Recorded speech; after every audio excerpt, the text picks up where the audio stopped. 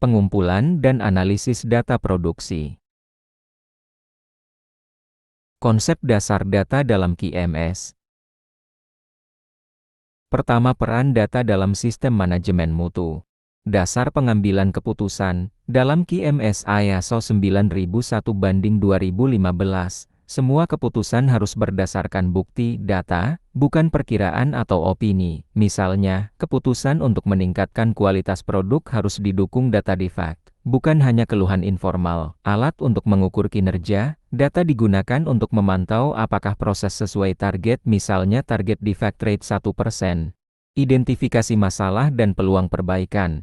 Data membantu menemukan akar penyebab masalah, misalnya tingginya downtime mesin tertentu. Komunikasi yang objektif. Data menjembatani perbedaan persepsi antar departemen produksi VSKC, karena semua mengacu pada fakta yang sama, landasan audit dan sertifikasi. Data produksi, kualitas, dan kepuasan pelanggan menjadi bukti objektif saat audit internal maupun eksternal.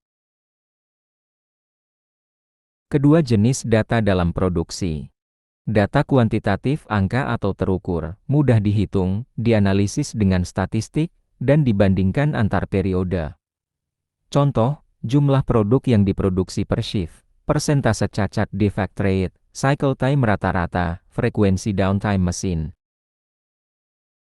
Data kualitatif deskriptif atau non-angka, biasanya berupa observasi atau catatan, lebih subjektif, tapi sangat penting untuk melengkapi data angka. Contoh, catatan inspektor tentang kondisi produk, misalnya warna tidak seragam, keluhan pelanggan, produk mudah rusak setelah 1 minggu, observasi operator, mesin bergetar lebih keras dari biasanya.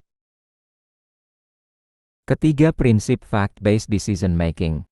Definisi, prinsip bahwa semua keputusan dalam QMS harus berdasarkan data atau fakta, bukan asumsi atau perasaan. Mengapa penting? Mengurangi risiko salah keputusan, membantu alokasi sumber daya lebih tepat, fokus pada masalah yang terbukti signifikan, mendukung budaya transparansi dan akuntabilitas.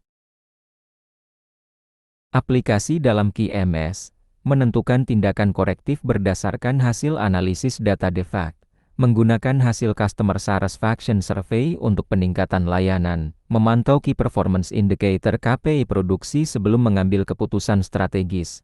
Contoh praktis, tanpa fakta kita butuh mesin baru, karena produksi sering terganggu. Dengan fakta, data downtime menunjukkan mesin A berhenti 15 jam atau bulan, sedangkan mesin lain hanya 3 jam atau bulan. Mesin A prioritas perbaikan atau penggantian. Jenis data produksi yang dikumpulkan. Pertama, data output produksi kuantitas, kualitas, defect. Kuantitas jumlah produk yang dihasilkan per shift, per hari, atau per bulan.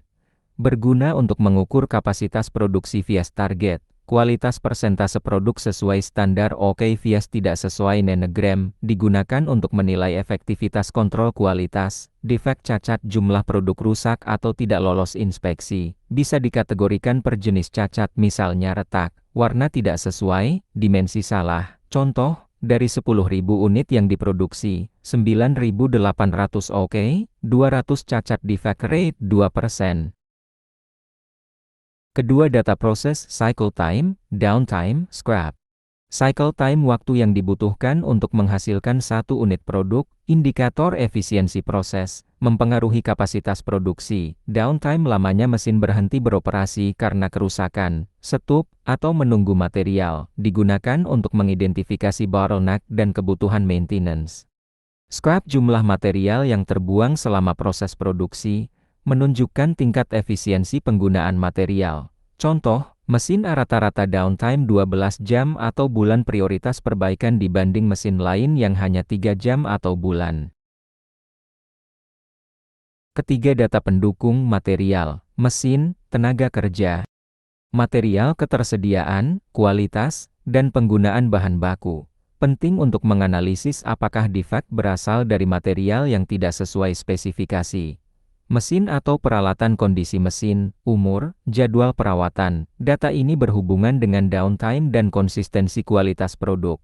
Tenaga kerja, jumlah operator, keahlian, jam kerja, absensi. Kualitas hasil produksi juga dipengaruhi keterampilan dan kedisiplinan operator. Contoh, 60% defect disebabkan material dari supplier tertentu, rekomendasi ganti supplier atau audit pemasok.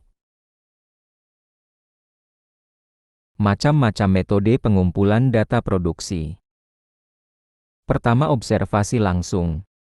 Dilakukan dengan mengamati proses produksi secara real-time di lapangan. Data dicatat berdasarkan pengamatan operator, supervisor, atau tim QC. Cocok digunakan untuk data kualitatif seperti perilaku operator, alur kerja, kondisi lingkungan, dan masalah yang muncul secara kasuistik. Kelebihan, cepat, fleksibel, bisa menangkap fenomena yang tidak terekam oleh sistem. Kekurangan, rawan bias karena bergantung pada kejelian pengamat. Kedua, check sheet dan tally sheet.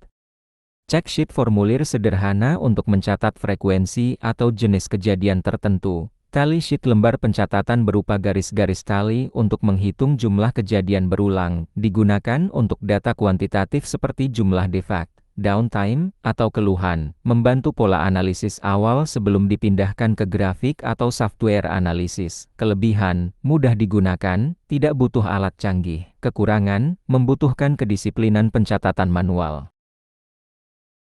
Ketiga, sampling dan pencatatan otomatis sensor, IoT, MES. Sampling pengambilan data dari sebagian produk untuk mewakili keseluruhan. Cocok untuk inspeksi kualitas massal karena tidak mungkin memeriksa 100% produk. Sensor dan IoT mengumpulkan data real-time dari mesin, misalnya suhu, getaran, cycle time, mengurangi human error dalam pencatatan.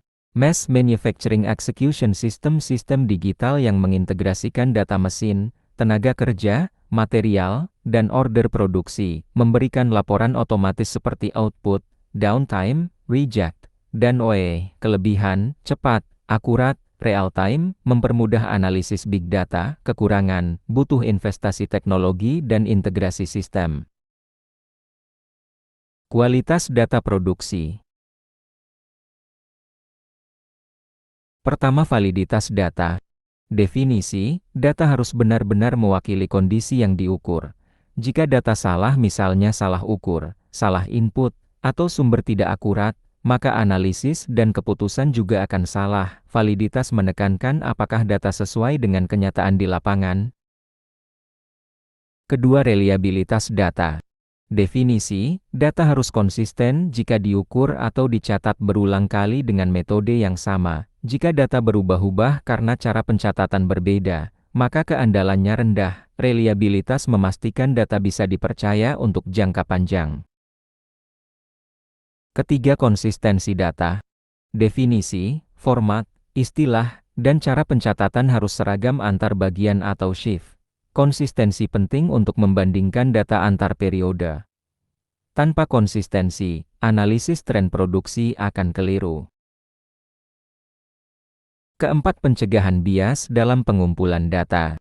Bias terjadi ketika data dipengaruhi opini, kelalaian, atau kepentingan tertentu. Sumber bias, operator hanya mencatat cacat ringan, supervisor memoles laporan agar terlihat bagus, atau kesalahan sampling. Pencegahan, lakukan pelatihan pencatatan, gunakan sistem otomatis, lakukan verifikasi silang antar bagian.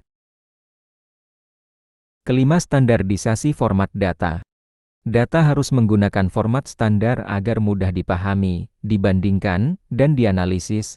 Standarisasi bisa berupa template laporan, kode cacat, atau satuan waktu yang seragam. Dengan format standar, data dari berbagai departemen bisa digabungkan tanpa perlu konversi. Analisis tren dan pola produksi. Pertama, identifikasi tren kualitas.